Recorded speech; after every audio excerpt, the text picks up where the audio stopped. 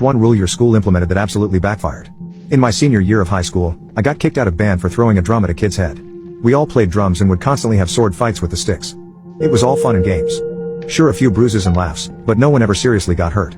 It may have escalated to me throwing an entire drum after getting carried away one time, but I thought surely he'd be able to just walk it off. I was wrong. An angry mom came to school the next day after seeing the golf ball that formed on her son's head. I got kicked out for bullying immediately, no questions asked. It wasn't really fair though, to be honest. After all, it was a remake of a duel from Star Wars that may have just gotten out of hand. Everyone in band knew that getting hit was a possibility when they played, so I don't know why I was singled out. At the same time, my school had planned a trip to Disney World in the next 2 months that I could no longer attend. Not really fair, to be honest, but I let it slide. Despite having paid for my portion of the trip in its entirety, they informed me that I could no longer go and that I would not receive any of my money back. Well, my mother wasn't about to lose out on $1,000 and demanded they give it back. She got the money back but wasn't too happy at the school for trying to pull that off. Roughly a month before the band trip, my mom asked if I wanted to go to Disney World. It just so happened to be the same weekend the band was going. Without telling a single friend, student or teacher, we planned a trip to Disney at the same hotel for the same days.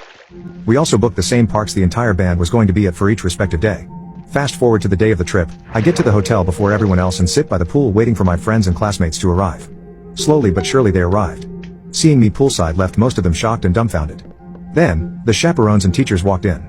The color in their faces went bright red and they immediately started to yell at me, at which point I jumped in the pool and swam away, kicking the water hard enough to leave them drenched as I made my escape. My revenge had just begun. There was also a curfew in place for all students, which I didn't go by because I went by myself. Every night after curfew, all the teachers and chaperones would hang out by the pool and have a few beers. There I was, running around and swimming, knowing that they couldn't tell me otherwise. That pissed them off even more. I would hang out with my friends during the day and piss off chaperones at night. The second day there, the band director called a meeting for everyone, and because my friends were going, I decided to go with them so we could hang out after. Well, the meeting was about me.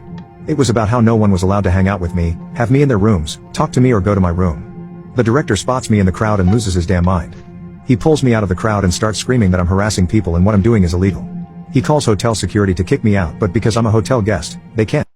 I told security that he attacked me and started screaming at me. He was told that he needs to leave the situation because he was in the wrong. The teacher just looked at me with a look that said, "I'm going to kill you when we get back." The rest of the trip went great.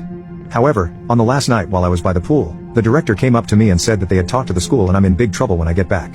Annoyed at this point, I walked over to security and told them the man from earlier kept harassing me despite me just vibing out alone. Let's just say he may have had to spend the last night in another hotel after losing his temper with the hotel staff. The first morning back at school after the trip, I'm called into the principal's office. The only thing the school had on me is that I missed 3 unexcused days of school while down there and they were trying to give me in-school suspension for each day I missed. My mother, still pissed at the school for almost not giving the money back, knew this ahead of time and wrote a note saying that I was out of town looking at colleges.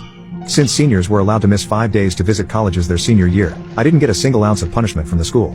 After that, the chaperones and school had to redo the entire outline, rules and regulations for band trips from that point on. According to one of the teachers that I recently ran into, that story is still told to this day.